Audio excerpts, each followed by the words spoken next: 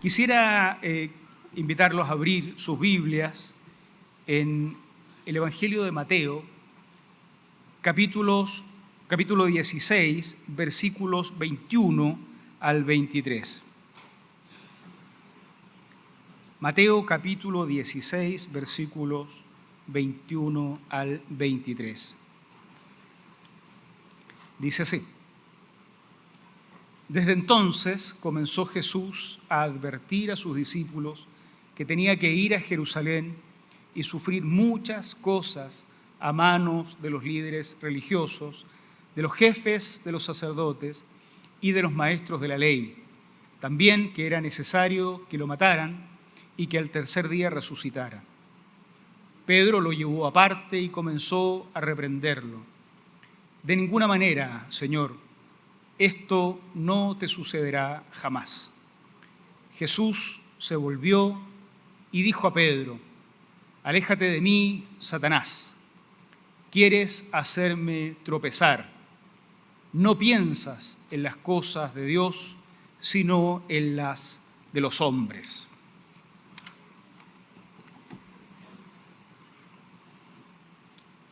Estos días hemos estado viendo en noticias, leyendo, oyendo en diferentes plataformas que se negó el permiso de legalización, o se negó la legalización de una pseudo iglesia que se llamaba algo así como iglesia luciferina, que en resumidas cuentas era una iglesia autodenominada iglesia satánica. Cuando esta noticia empezó a circular, hace algunos meses atrás, en el grupo de hombres tuvimos ocasión de dialogar sobre esto. El tema nos parecía interesante, sigue siendo interesante ahora que se negó el permiso de funcionamiento. Y está muy bien que nuestras autoridades, nuestros legisladores hagan su trabajo, en ese sentido, bien, digamos. En los 90, algunos de ustedes no habían nacido todavía, quienes éramos líderes de jóvenes en algunas iglesias evangélicas, tuvimos ocasión de pensar mucho en este tema de lo satánico, las imágenes que lo satánico creaba en las mentes de los evangélicos. Y esto era importante porque de alguna forma empezábamos a sospechar que lo satánico ofrecía para consumo de los evangélicos una imagen grotesca, una imagen hollywoodense de lo satánico, ¿no? Ser satánico entonces tenía que ver con el largo del pelo, con las cadenas que te colgabas, con la ropa, el color de la ropa que usabas. Alguno que otro, una que otra película surgió en la época que alimentaba este consumo que se hacía de lo satánico. Pero sospechábamos que lo verdaderamente satánico, junto con esta promoción visible, tenía una acción invisible en la sociedad que se infiltraba incluso al interior de las familias cristianas, de la vida de la iglesia, y que era menos grotesca, que no era hollywoodense, y que poco tenía que ver con la imagen que lo satánico quería mostrarle a la sociedad. Se generaba una situación en la que la iglesia estaba entusiasmada con pelear contra una forma de satanismo, pero era absolutamente ciega a lo realmente peligroso de lo satánico que se infiltraba en nuestras comunidades y eventualmente en nuestras propias vidas. El texto de hoy, el de Mateo que acabamos de leer, presenta algunas pistas que yo creo que son iluminadoras para esta reflexión. Iluminadoras en el sentido de que sacan a la luz ciertos elementos que hay que observar para detectar lo realmente satánico en la vida, pero al mismo tiempo saca a la luz ciertas fragilidades nuestras que son las que impiden que veamos lo realmente satánico, pero que sí nos entusiasmemos con lo que solo es aparentemente satánico. Y vamos a ver cómo lo hacemos para que no sea lo satánico el gran tema del sermón, sino para que sea el seguimiento de Cristo el real tema del sermón. Hay 3 elementos que quiero compartir con ustedes, espero brevemente. Primero, ¿cómo podría detectarse lo realmente satánico si nosotros lo imaginamos siempre en grupos lejanos a la vida de la iglesia y no en grupos cercanos? El texto que leíamos tiene como elemento central lo que aparece en el versículo 23. Jesús se volvió y dijo a Pedro: «Aléjate de mí, Satanás. Quieres hacerme tropezar. No piensas en las cosas de Dios, sino en las de los hombres». Satanás le llama a Jesús, no a un metalero de pelo largo y vestido de negro, no a un personaje que sacrifica animales en un ritual satánico, a Pedro. Guillermo me hizo notar esta conexión con los versículos precedentes que ustedes leyeron. Este es el mismo que unos versículos antes, o unas horas antes, o unos días antes, le había dicho a Jesús: «Tú eres el Cristo». Este es el mismo Pedro al que se le ha dicho que lo que ate en la tierra será atado en el cielo. 2 minutos más tarde, Jesús le dice: «Apártate de mí, Satanás». Si en la imagen evangélica lo satánico es aquello que está lejos de la vida de la iglesia, prácticamente no tenemos posibilidades de detectar lo realmente satánico. Como se puede ver acá, en la experiencia de Jesús, lo realmente satánico aparece en el grupo interior de sus discípulos y aparece en una actitud de uno de los más grandes de los apóstoles. Entonces uno dice, si Pedro puede ser satánico, ¿qué queda para todos nosotros? ¿Y cuán lejos está el verdadero satanismo de lo que uno ve en televisión o de estas iglesias que quieren ponerse un título de satánico, ¿no? No quiero decir con esto que no lo sean, simplemente digo que en la superficie hay elementos que nos alejan de lo que es realmente importante en la determinación de lo que nos aleja de Dios o nos acerca. Así es que, ¿cómo podría detectarse lo satánico si solo lo imaginamos en grupos lejanos a la fe de Jesús? Cuando lo que vemos en los relatos bíblicos es que esto aparece en lo cercano. En segundo lugar, ¿cómo podría detectarse lo satánico si ignoramos el camino que sigue Jesús? El texto que leíamos, que destaco de nuevo para repetir algunas ideas, versículo 21. Desde entonces comenzó Jesús a advertir a sus discípulos que tenía que ir a Jerusalén. Había un camino que Jesús estaba siguiendo. Jesús no estaba perdido en el espacio y el tiempo esperando que algún buen cristiano le dijera dónde ir, ¿no? Iba a Jerusalén y no iba a cualquier cosa. Iba a Jerusalén porque allí tendría que ser maltratado y el texto se encarga de mostrar quiénes eran los grupos que lo maltratarían. Es muy interesante porque los enumera casi a todos, ¿no? son los líderes religiosos, los jefes de los sacerdotes, los jefes de los maestros de la ley, es decir, toda la sociedad, la clase alta, los jefes de los sacerdotes, pero también los sectores populares conocedores de la Escritura. Todos aquellos iban a maltratar a Jesús en esa ciudad a la que Jesús se dirigía. Este es el camino que él está siguiendo. Y en el marco de este tránsito hacia ese lugar, Pedro aparece con la gran idea de que no tienes para qué sufrir estas cosas. Jesús le responde, eres tropiezo.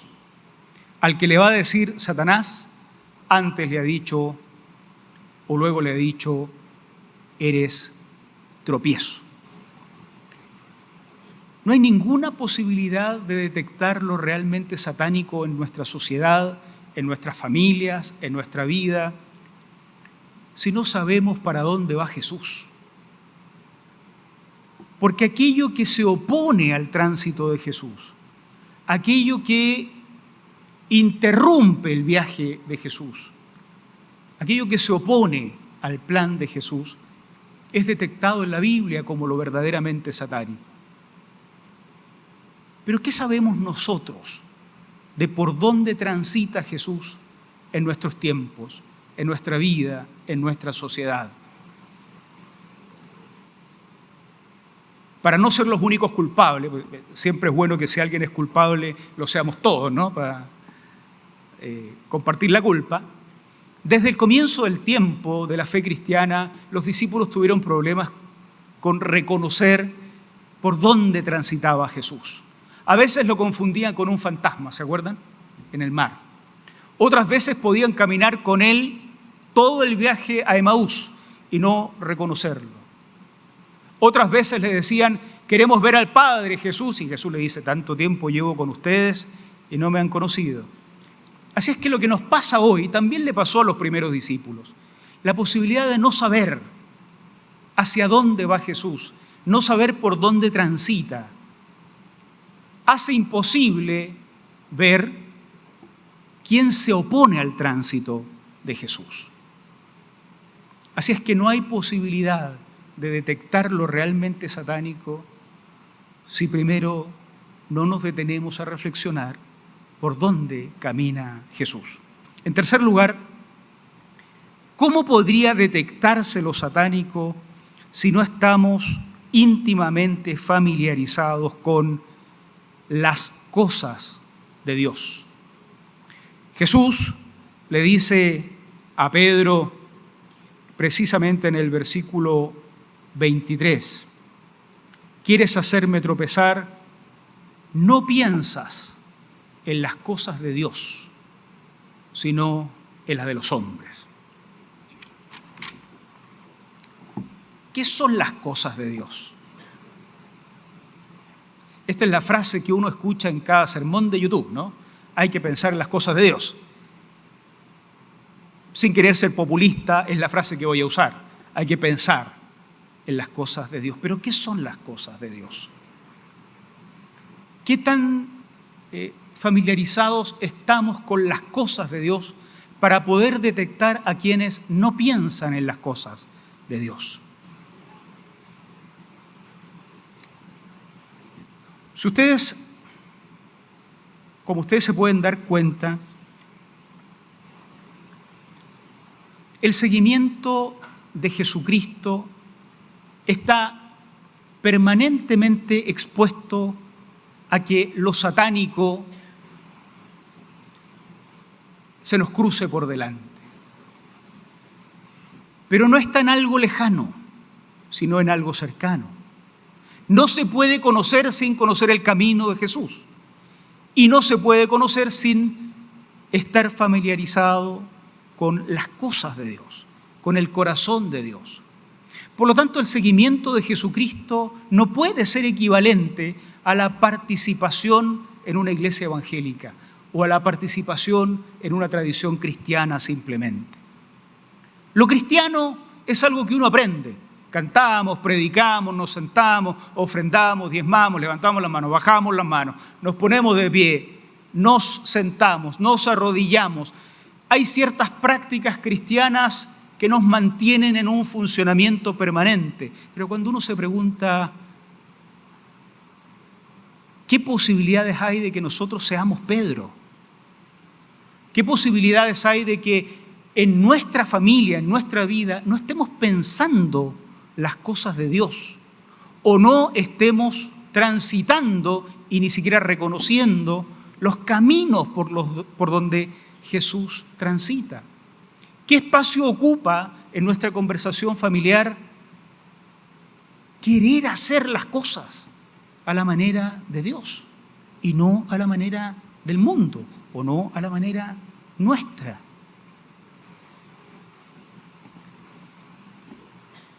No es lo satánico lo que debe ser objeto de nuestra reflexión más profunda, sino nuestro discipulado.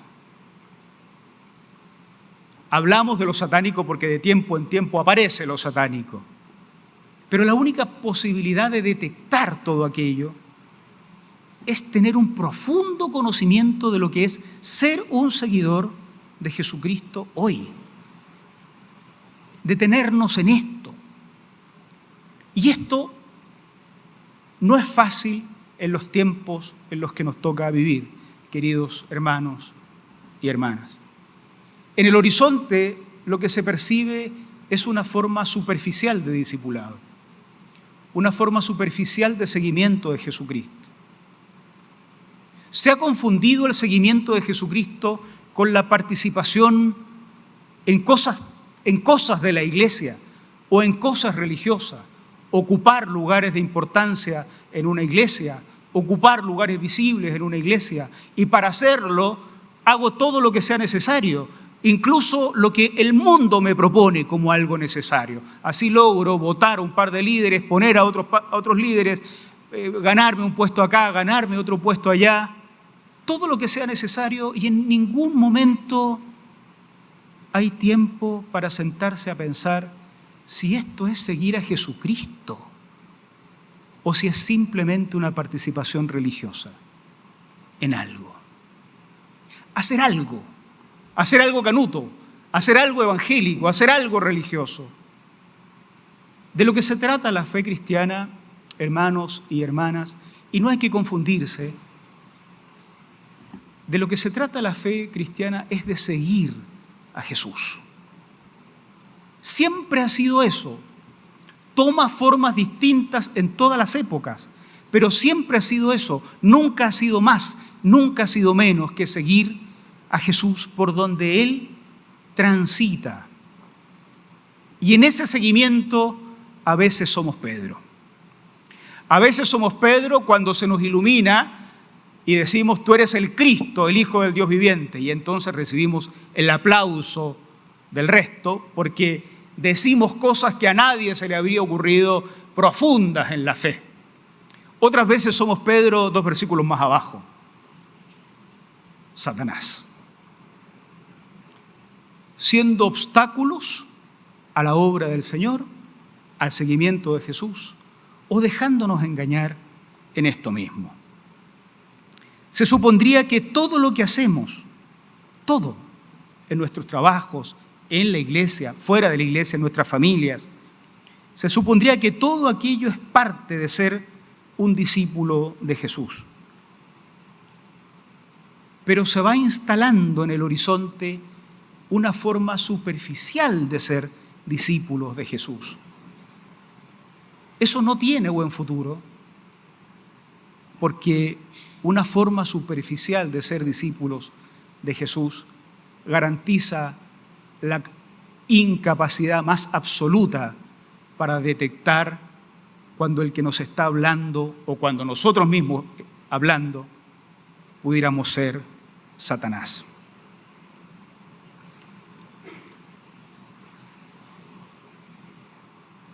Ese verdadero satanismo pudiera no ser detectado nunca por nosotros y pudiéramos quedarnos con ese satanismo para la tele que nos hacen consumir para mantenernos entretenidos con lo grotesco, con lo hollywoodense.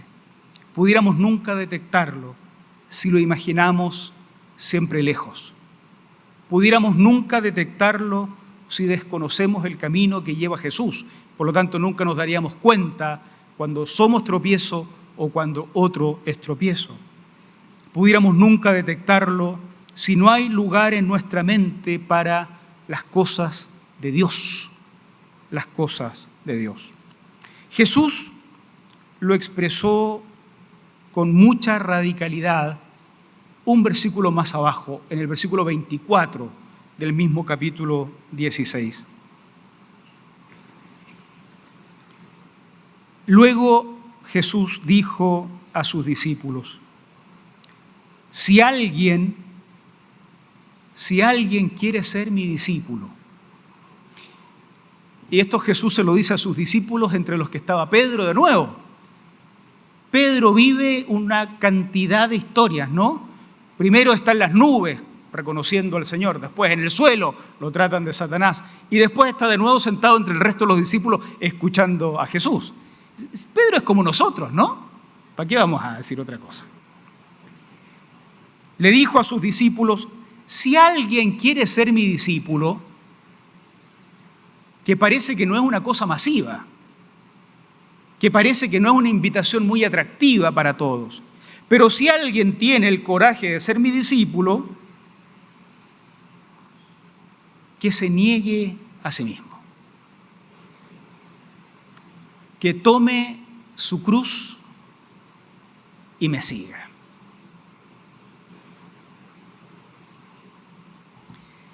Fíjese que las iglesias suelen preguntarse cómo hacer más atractiva la vida cristiana para que muchas más personas se integren. Yo sugeriría eliminar la cruz. No sé qué piensan ustedes. Porque si seguimos ofreciendo cruz al final del camino, ¿quién va a querer ser discípulo de Jesús? De hecho, podríamos mejor dejar de ser iglesia y nos llenaríamos. Pero si vamos a ser fieles a Jesús, la consigna es esta: así de dura, así de poco atractiva y así de radical. Si alguien todavía tiene ganas de seguir a Jesús,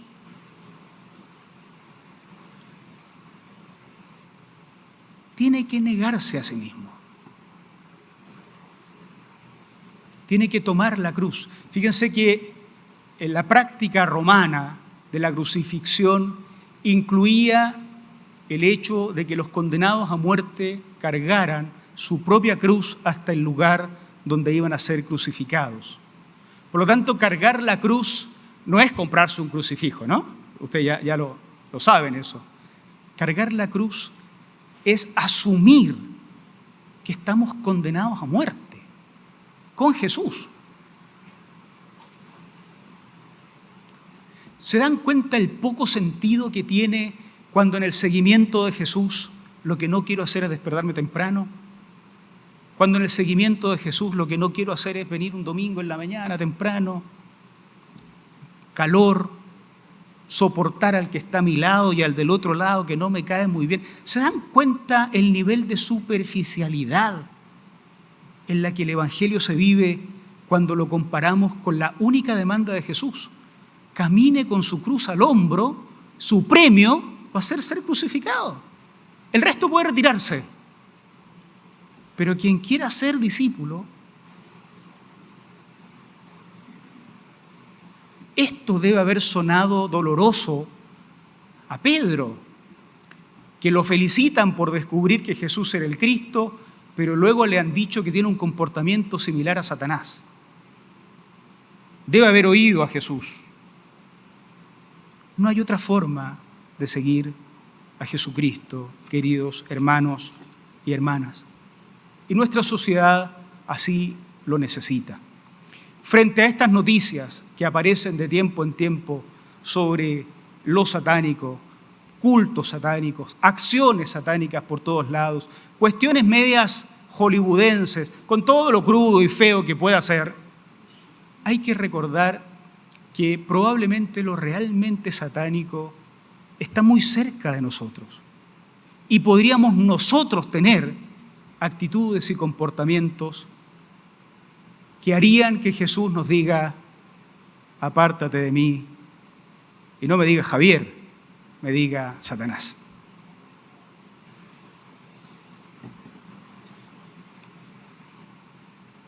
La historia de Pedro termina bien.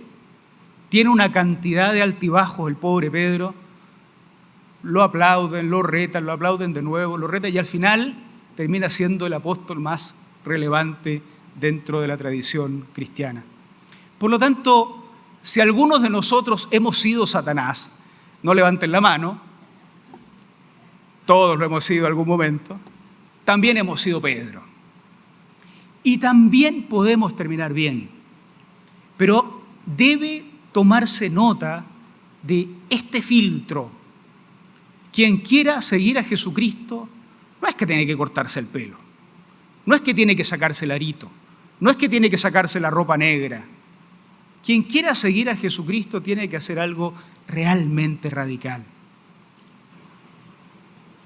Ser capaz de negarse a sí mismo y caminar en la dirección donde camina Jesús.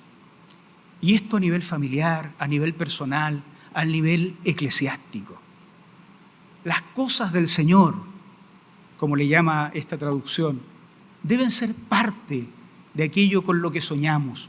Quiero servir este año en la iglesia, quiero servir en mi ciudad, quiero servir a mi país. Ok, pero quiero hacerlo siguiendo a Jesús, conociendo el camino del Señor, teniendo como centro las cosas del Señor. Y que el Señor bendiga a nuestros legisladores, que hagan su trabajo. La iglesia, sin embargo, tiene que razonar en un nivel muchísimo más profundo que todo aquello. Que el Señor nos bendiga, queridos. Que terminemos bien, como Pedro terminó bien. Amén. Pónganse ustedes de pie, oremos al Señor. Señor, no siempre hemos empezado bien, no siempre hemos avanzado bien. ¿Cuántas veces hemos sido Satanás para otros? ¿Cuántas veces no son tus cosas las que llenan nuestro corazón, sino nuestros pensamientos? ¿Cuántas veces no es tu camino el que queremos seguir, sino el nuestro? ¿Cuántas veces hemos sido Satanás? Pero vemos en la figura de Pedro que es posible una nueva oportunidad. Queremos tomarla, Señor. Nosotros queremos avanzar en nuestras vidas y en este año y en nuestros tiempos siguiéndote. Queremos dejar de lado, Señor, nuestra conducta que te ofende. La que te ofende, pero la que daña a otros, hermanos y hermanas también.